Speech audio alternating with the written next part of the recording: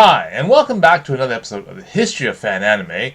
I'm your host, William Chow, and today's episode I'm going to cover a little bit about the phenomenon known as, the dancing game phenomenon. Okay, so basically, in the sort of the tail end of what we know as, the arcade. Uh, the one of the very last few games that sort of came out that was really popular in video game arcades was the concept of a dancing game. Now you can see I'm using my game streaming set here, and behind me here is a my par machine. Okay, so I'm just about getting ready to put this thing together and put that to use for sure for streaming and that kind of stuff as well. Okay, and so one of these these popular games is the fact that the concept was that arcades, when we used to go to a video game arcade, was we used to go there to play video games, right? So the big trends of things like Street Fighter, Tekken, and all these other type of games came in. And of course, the King of Fighters and that kind of stuff were all very very big game sort of that you would have to go to an arcade to go and play. Slowly, as things like the PlayStation and even things like the Sega Saturn came out, games like Virtual Fighter and and of course things like Tekken and things came out. Mortal Kombat was another one. They started replacing the need to go to the arcade to play video games. Okay, so now you can just basically stay at home and use these consoles to play them. However, certain games, didn't have that same kind of playing at home feel. Okay, and so things like, of course, this Par Machine, things like Dance Revolution, DDR for short, all became the craze. Is because you had to go to the arcade to use this sort of dancing mat. In this case, this is the dancing stage, to basically play these type of games. All right. Now again, they did make a home version of this for the PlayStation, for example, and of course, we all know that they do have DDR available for both the Xbox and for PlayStation. But again, without that, arcade sort of tactile dance mat, okay, the steel dance mats, or to have an actual proper sensor machine like the one one I have here. The experience is not quite the same. The detection of your moves and that kind of stuff were not as good. So there was a bit of a technology gap there.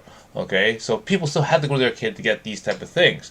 Now, slowly as time goes on, right? The whole entire concept of going to an arcade to play video games slowly faded, and of course, that sort of has now passed to the most extent. Okay, the other major game system that really sort of fell into the same sort of genre was the whole entire concept of driving games. Initial D, things like that.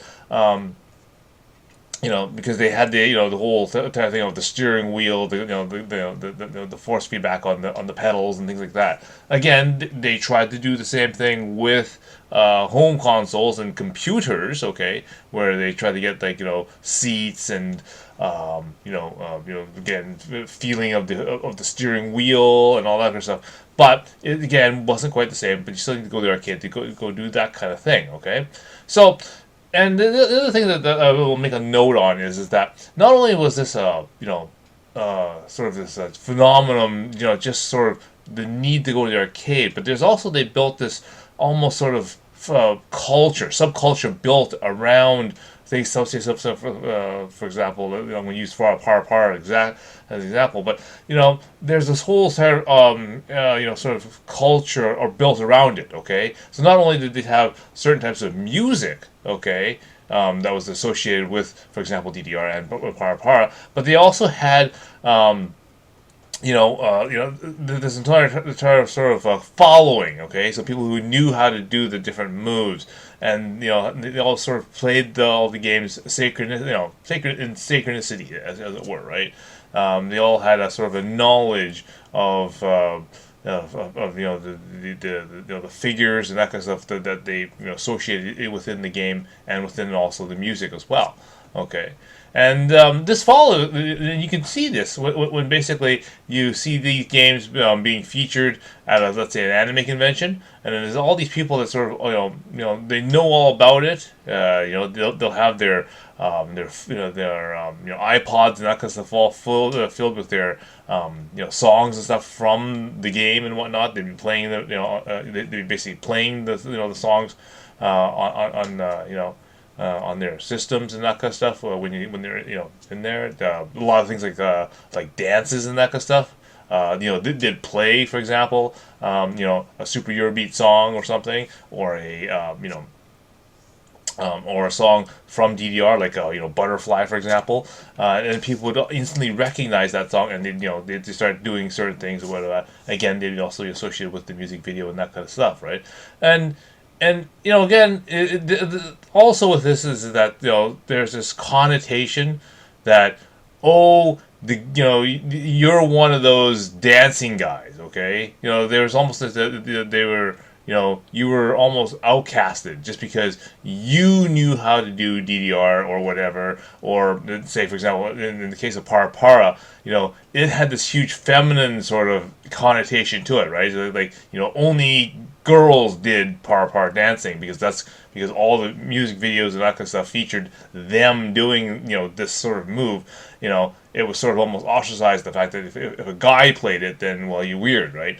So, and again, same thing with DDR, right? It's like a lot of people said, well, you're playing a dancing game instead of playing, some other other video game in the arcade, for example, like Street Fighter, or again, or any of these other kind of games like shooting games, for example, like Resident Evil or something. Okay, oh, you're not playing those games, you're playing your dancing game thing, right? And again, this became a very, very big phenomenon in the U.S. So it's not just it became not only just restricted to just places in an arcade that had the game. They had even things like schools and stuff that actually put the thing in there, because again, it promoted physical activity. Okay, and that was sort of a new concept that was added into to video games and that kind of stuff. Is the fact that actually people are actually moving instead of sitting there.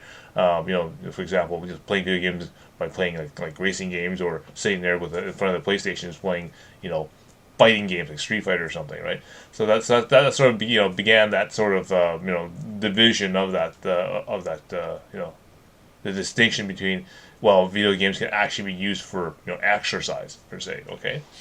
But again, in the future, it's hard to say whether or not they're going to make any more of these type of games or whatever. I'm sure as things like virtual reality and that kind of stuff will come, they will make some sort of keep in time with music sort of games and that kind of stuff. Because that's what the new phenomenon is right now. Is just they have music and tapping games, which are common for portable devices essentially. But it's hard to see what it occurs, as time goes on. But definitely, the era of music games, okay, still is a very popular thing. Okay.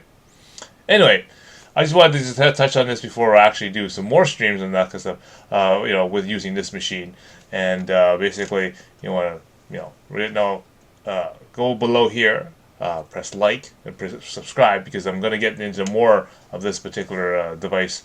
And if you're interested in things like DDR and Para, then yeah, you're going to get some more of that. And I'll cover some more of the topics of that, and bring in some more stories, because this machine has it's got a pretty decorated story by itself, and I'm going to probably have to make a video just on that, because it's in the whole, not only just convention stories and that kind of stuff, but the entire almost the history of this particular machine, stems from quite a lot of, some interesting stories, okay?